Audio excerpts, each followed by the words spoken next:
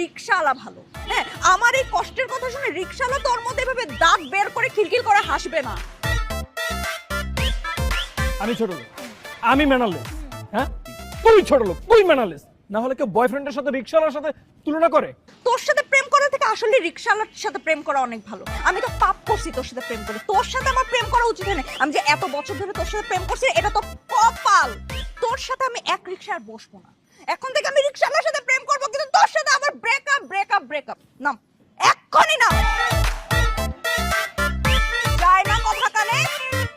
যান।